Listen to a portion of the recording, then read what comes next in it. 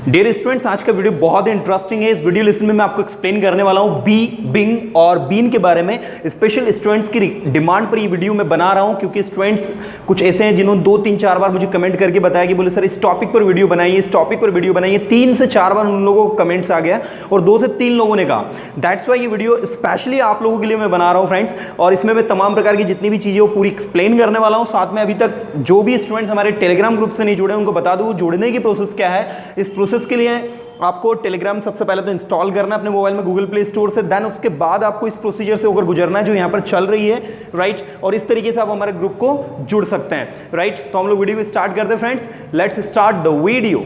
सो dear students, आज के इस वीडियो लेसन में हम लोग डिस्कस करने वाले हैं बी, बिंग और बिन। सबसे पहले मैं आपको एक्सप्लेन करने जा रहा हूँ बी, है ना, कि बी जो है वो आपका किस तरीके से वर्क करता है। तो बी के सारे यूजेस हम लोग इस वीडियो लेसन में देखने वाले हैं। देखिए बी जो है इसका सबसे पहले हम लोग अगर वर्ब के तौर पर देखें तो टू बी, जिसका मतलब होता है होना, राइट। तो ये वर्ब के तौर पर कैसे होना के सेंस में यूज होता है, पहले हम इसको डिटेल्ड देख लेते हैं ना। जैसे देखिए मैंने कहा तुम्हें ईमानदार होना चाहिए, तो हम कहेंगे इंग्लिश में you should be honest. Got it. तो ये जो शुड है, हमारा शुड का स्ट्रक्चर क्या होता है, subject should, first form of the verb plus object, right. तो यहां पर ये जो बी है ये आपकी वर्ब की फर्स्ट फॉर्म के रूप में यूज हो रहा है। इट मींस ये जो है बी आपका, ये एक्चुअल में एक वर्ब होता है, एक एक्शन होता है ना। जैसे क्रियाएं होती है, एक्शंस होती है, खाना पीना, उठना बैठना, नहाना धोना, आना जाना, बात करना, उठाना फेंकना, समझना, रोना, हंसना, गाना, चिल्लाना। उसी तरीके से टू बी जो है आपकी एक वर्ब है जिसका मतलब होता है होना, है ना। तो ये आप इसमें देख सकते हैं बी का मतलब निकल रहा है होना। That is the first use of be जो आपको पता होना चाहिए कि बी का मतलब, ऐसे काफी सारे इसके यूजेस हैं। जैसे मैंने कहा तुम वहां हो सकते हो पॉसिबिलिटीज के लिए, you may be there. Okay, तो ये देखिए आपका बी मे के साथ में भी आया है। तो ये काफी सारी मोडल्स के साथ में यूज होता है, ठीक है। और स्पेशली आपको याद रखना है कि मोडल्स के साथ ही यूज होता है। जैसे आपकी मोडल्स है विल, तो विल के साथ विल बी, मे के साथ मे बी, शुड के साथ शुड बी, मस्ट के साथ मस्ट बी, माइट के साथ might be, okay, has to be, had to be, will have to be. तो ये सभी के साथ में आपका बी जो है वो कुछ इस तरीके से यूज होता है, जो मीनिंग किसका देता है, आपका होने का। Got it. कुछ इस तरीके से ही आपका वर्क करता है। तो सबसे पहला यूज आपको बी का पता होना चाहिए जो मीनिंग देता है आपका होना के सेंस में। कोई चीज कहीं पर है उस सेंस में भी, है ना। जैसे मैंने अगर आपसे कहा वो बंदा जो है वो चोर हो सकता है, that guy could be a thief, right. आप एक प्रकार से डाउट कर रहे हो, संदेह कर रहे हो, तो आप कहोगे that guy could be a thief, वो जो बंदा है वो एक चोर हो सकता है ना। You could be a doctor, आप एक डॉक्टर भी हो सकते हो।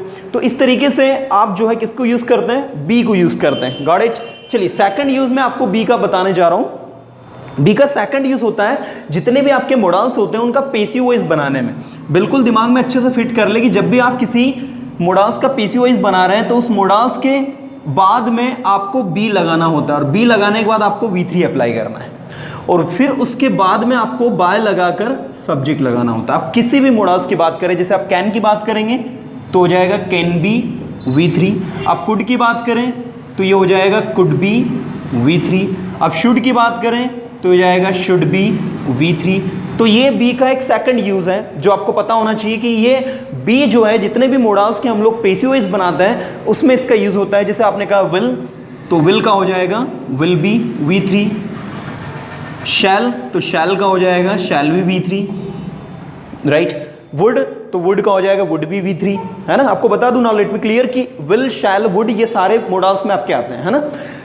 चलिए ये आपका हो गया है क्लियर। तो ये सेकंड यूज था आपका, पहला यूज होना के सेंस में, दूसरा मैंने आपको बी का यूज कुछ इस तरीके से बताया। उम्मीद करता हूं बी का यूज आपको क्लियर बहुत अच्छे से हुआ होगा। हम सेकंड देखते हैं बिंग के use. Now students, we are talking about the uses of being. Just see on the board, here is the being, you can see. देखिए बिंग के यूजेस अगर हम देखें, सबसे पहले तो आप इसको जो है इस तरीके से कंसिडर कीजिए कि बी के अंदर आपने इसमें आईएनजी लगाया है, ओके। तो आप इसको एक तो यूज कर सकते हैं एक जिरंड के तौर पर, है ना। जिरंड के तौर पर कैसे, जैसे आपने कहा किसी पर्टिकुलर व्यक्ति को आपको दिखाना हो तो आप कहेंगे बिंग अ टीचर। टीचर होकर you should teach your students. Right. देखिए, being a teacher you should teach your students, आप ऐसा भी इसको लिख सकते हैं और करके, you should teach your students being a teacher. Got it. तो कुछ इस तरीके से ये आपका बीइंग का यूज है। तो बीइंग का मतलब एक यहां पर जो मीनिंग में जो निकल रहा है वो निकल रहा है होकर, होने से, होने के कारण, है ना। That is the first use of being that you should know. ठीक है, तो बीइंग के बाद में कोई भी नाउन आप उसके बाद अप्लाई कर सकते हैं। ठीक है, तो ये सबसे पहला आपका यूज है बीइंग का। आप किसी भी सेंस में इसको लिख सकते हैं, जैसे हम लोग लिखते हैं बीइंग ह्यूमन, आपने देखा ही होगा। ठीक है, being a good English speaker, you can speak on any topic, है ना। एक अच्छा इंग्लिश स्पीकर होकर आप किसी भी टॉपिक के ऊपर कॉन्फिडेंटली बोल सकते हैं, है ना। Being a good teacher you can teach, being a good student you can learn well, right. Being a good writer you can earn well, okay. Being a blogger you can earn well, आप एक अच्छा blogger बन के भी बहुत अच्छा कुछ कमा सकते हैं, कर सकते हैं कुछ। तो इस तरीके से आपका बीइंग का यूज होता है। That is the second use of being, first use of being. अब हम सेकंड यूज के बारे में बात करें बीइंग की, तो बीइंग का सेकंड यूज जो होता है वो आपके रूप में हम आईएनजी लगाते हैं। जैसे मैंने अगर आपसे कहा यू आर बीइंग एबल, ठीक है, तो देखो यहां पर ये जो एबल है इट्स एन एडजेक्टिव, ये बीइंग आपकी होगी वर्ब जिसमें आईएनजी लगा, और ये होगी आपकी हेल्पिंग वर्ब। तो यहां पर बीइंग जो है किसके रूप में यूज हो रहा है, वर्ब में, आईएनजी के रूप में, ये कंटीन्यूअस टेंस में। You are being able to speak, ठीक है, आप बोल पा रहे हैं। You are being able to write, आप लिख पा रहे हैं। You are being unable to write, आप नहीं लिख पा रहे हैं। तो ये एडजेक्टिव से पहले जो है वर्ब के सेंस में कुछ इस तरीके से, बीइंग एबल लिख पा रहा है, बीइंग अनेबल लिख नहीं पा रहा है। तो ये देखिए वर्ब के रूप में यूज हुआ जिसमें हमने इसमें आईएनजी लगाया है। So that is the second use, that's the first use. इसका थर्ड यूज की अगर हम बीइंग की बात करें, तो बीइंग का जो थर्ड यूज होता है आपका वो होता है पैसिव वॉइस में। जैसे आपने देखा होगा, आपने कहा फॉर एग्जाम्पल यहां इंग्लिश पढ़ाई जा रही है, तो English is being taught here, right. आप देख सकते हैं English is being taught here, ये कंटिन्यूअस टेंस है, प्रेजेंट कंटिन्यूअस टेंस है जिसका पैसिव है। जैसे मैंने कहा I am teaching English here, मैं यहां इंग्लिश पढ़ा रहा हूं, तो ये इंग्लिश जो है उठकर आगे आ जाएगा, English is being taught here by me, that's the passive. ये है आपका एक्टिव वॉइस और ये उसका passive voice, right. Dear students, उम्मीद करता हूं आपको बीइंग के तीनों यूजेस जो समझ में आए होंगे। बीइंग बहुत ही इजी है, जिसका मतलब होता है होकर भी, साथ में वर्ब के रूप में भी काम करता है। तीसरा ये जो पैसिव वॉइस में हेल्पिंग वर्ब के रूप में काम करता है, राइट। अब हम थर्ड यूज देखते हैं आपका बीन के, right. Let's see now dear students, सब लोग अब बात करते हैं बीन की। तो सबसे पहले मैं आपको बीन के ऊपर डिटेल्ड बता दूं कि एग्जैक्टली बीन है क्या, है ना।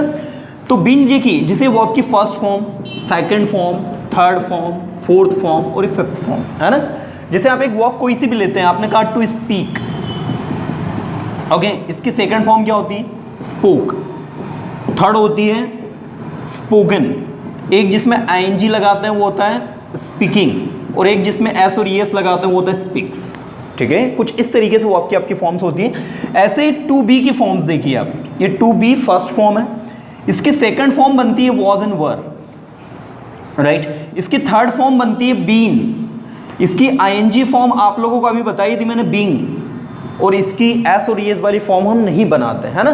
तो हम अभी जो स्टडी करने वाला है वो ये है, ये फॉर्म और ये फॉर्म मैं आपको बता चुका हूं, और वॉज और वर का उपयोग आपको बताने की जरूरत नहीं कि वो कहां होता है, ठीक है। तो अब हम लोग स्टडी करने वाले हैं बीन को, कि बीन एग्जैक्टली है क्या, ठीक है। तो जैसे मैंने आपसे पहले कहा कि भैया ये आपकी पास्ट फॉर्म है, ये आपकी पास्ट पार्टिसिपल है, मतलब वर्ब की थर्ड फॉर्म है, तो इसको हम वहां यूज करेंगे जहां पर कोई काम कंप्लीट हो गया है, लाइक, है ना। जैसे आपने कहा हैविंग बीन टॉट, ये देखिए ये हैविंग बीन टॉट, ठीक है। इंग्लिश पढ़ाने के बाद, इंग्लिश पढ़ाई जाने के बाद में